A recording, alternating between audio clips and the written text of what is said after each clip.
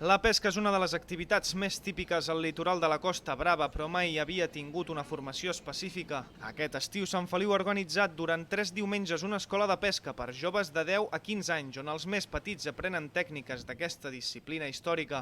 Amb aquest curs, els joves no només milloren les seves capacitats a l'hora d'atrapar peixos, sinó que també prenen consciència de la importància de l'ecosistema i la seva preservació. Tot el peix que està viu el deixem anar a mar.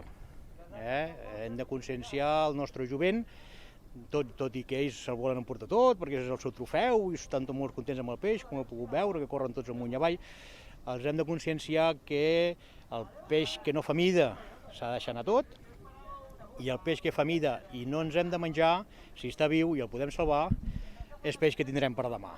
Les classes de pesca comencen a les 9 del matí i acaben a 2:15, el que dona temps als més petits de conèixer quins peixos hi ha i on es troben. N'hi ha que estan amb roca, n'hi ha que estan amb alguer, n'hi ha que estan amb pedrisser, llavors cada espècie, més o menys, els ensenyem quin tipus d'esquer els agrada menjar i a quines zones més o menys els podem trobar.